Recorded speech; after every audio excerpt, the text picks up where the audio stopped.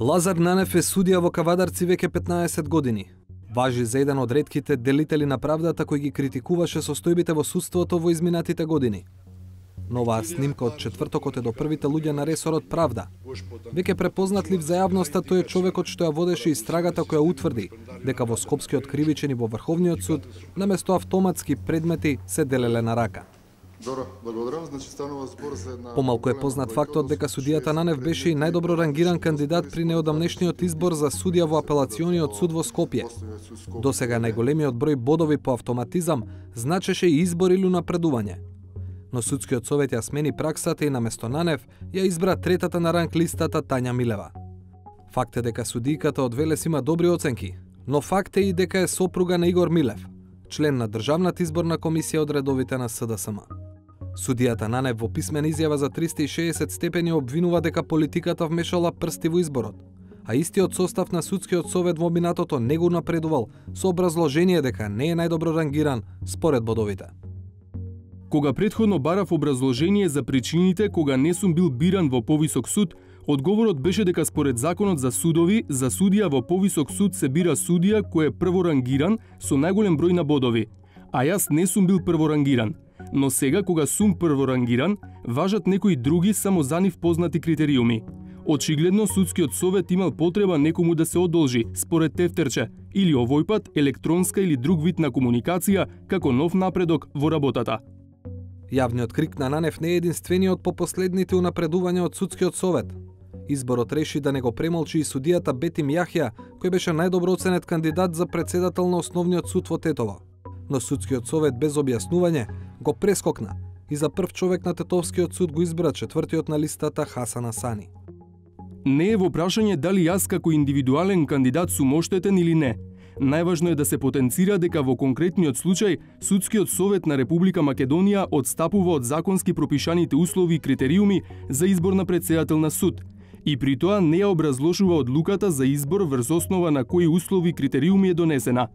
Објективните критериуми и транспарентноста имаат за цел да се заштити независноста и воедно да се зголеми довербата на граѓаните во судството. Примерите на судиите Јахја и Нанев не се единствените проблематични при последниот избор на судскиот совет. Судијата Зоран Герасимовски избран во Скопска апелација како девети на соодветната ранг листа.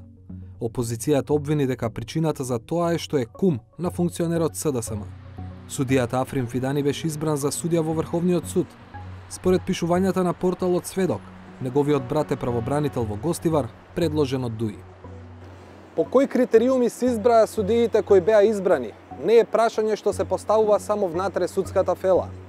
Според добро упатен извори со кој што разговараше 360 степени, темата е актуелна и кај представниците на меѓународниот фактор на земјава.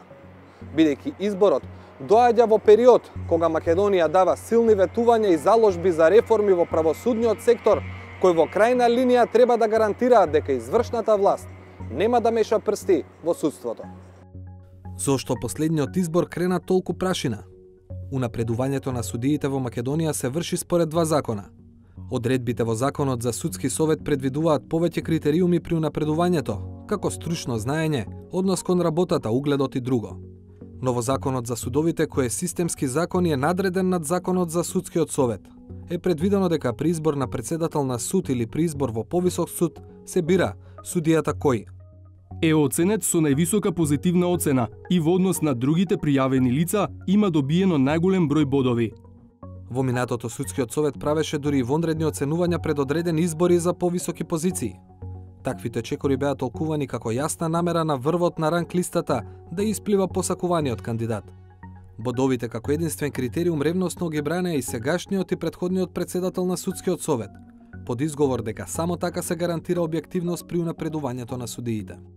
Со ова ние и прв пат денеска го имплементиравме законот, каде што се избираат за председатели судии кои во последните 2 години од страна на судскиот совет преку АКМИ системот се оценети со највисок број на бодови во однос на нивните против кандидати. Избрани се кандидати кои во текот на последните 2 години се оценети со највисок оценки, а воедно имаат и во однос на другите кандидати повисок број на бодови. Основен критериум е добиениот број на бодови, а другите критериуми што се наведени таксативно, меѓутоа не се бодуваат се во Законот за судски совет и не можат тие критериуми да се применат при вршењето на избор на судии.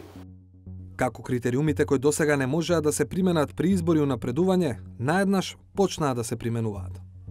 Председателот на Судскиот совет Зоран Караджовски ја признава отстапката со објаснување дека согласно Законот за судовите, Судскиот совет не именува, туку избира судии и председател на судови. Право на секој член е за кој кандидат ќе гласа да биде избран, односно за кој кандидат смета дека е подобар од другите кандидати, секако без да го прекрши Уставот на Република Македонија, законот и подзаконските акти. Тој тврди дека врз него не е вршен притисок.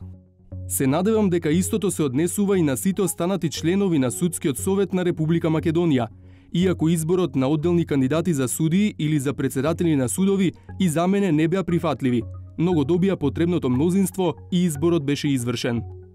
Од Министерството за правда се оградија од изборот под образложение дека тие немаат никаква надлежност.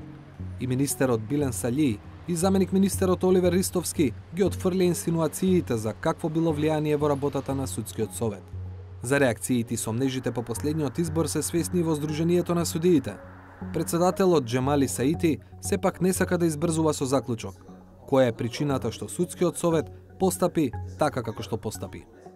Јас се неколку пати и на подкомитетот и на едно интервју за Гласот на Америка истакнав дека Сдруженијето е загрижено, односно јас сум загрижен од евентуалниот клиентелистички пристап на судиите кон владите, условно кажано, но кога зборувам за судиите, се разбира тука и сите органи кои ги сочинуваат, кои сочинуваат структурата на судската власт.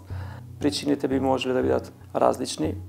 Не би смееле да донесеме во овој момент суд кои се причините ако тоа го има, дали се лични причини, дали се евентуални притисоци кои за што јас сметам дека е рано да се зборува, но доколку тоа го има навистина не треба да биде реалност во нашите услови. Дали како здружение ќе побарате или ќе апелирате до Судскиот совет прво јасно да разграничи по кои критериуми планира и наследниот и на сите други избори да ги избери унапредува судиите за да нема простор повторно да се случат толкувања и впечаток дека политиката се вмешала во изборот. Ова е мој индивидуален апел, но веројатно ќе следи и седница на управен одбор да сепак Судскиот совет ги почитува критериумите, условно кажам ги почитува затоа што можеби они имаат објаснување дека ги почитувале. Тоа е прашање кое што јас немам до крај информации, да ги почитува условите се со цел да воспостави равноправни услови за сите наши колеги кои имаат амбиции и таргет да одат понатаму. И досегашното решение, унапредувањето на судии да се врши само според бодовите оставаше простор за манипулација и необјективни влијанија врз изборот. Судиката Антоанета Димовска, која прва од филата јавно го осуди последниот избор на Судскиот совет, објасни и зошто само бодовите не биле фер надпревар. Доколку судијата работи на материја која квантитативно има голем број на предмети, секако дека ќе има повеќе бодови. Распоредот во судовите не е направен така што речиси подеднакво сите судии ќе имаат ист обем на работа. Овој став е само аргумент плюс Судскиот совет или законодавците да дефинираат јасни и објективни критериуми за унапредување. Додека да се случи тоа, судијата Бетим Јахја вели дека нема да се жали што беше прескокнат, иако беше најдобро рангиран кандидат за председател во Тетовскиот суд. Законот едноставно не нуди таква можност. Сметам дека е ирелевантно дали и какви мерки и активности јас како кандидат ќе превземам во заштита на моите права, но релевантно е јавно да се укажува на непочитувањето на законите од страна на Судскиот совет, што представува моја обврска како судија во насока на зачувување и издигнување на независноста на индивидуален и институционален план. Но судијата Лазар Нанев е подготвен не да се жали, туку да го тужи Судскиот совет. Го чека само образложението од Судскиот совет, овој пат со одговор зошто и како прво рангиран не е избран за судија во повисок суд. По доставувањето на одлуката ќе биде поведена постапка за судска заштита пред домашните судови, особено што сметам дека одлуката е донесена како резултат на криминал од омраза и нетрпеливост, а потоа и постапка пред Европскиот суд за човекови права во Страсбур, зашто веќе имам ангажирано полномошник, кој ќе ги застапува моите права и ќе подготви апликацијата.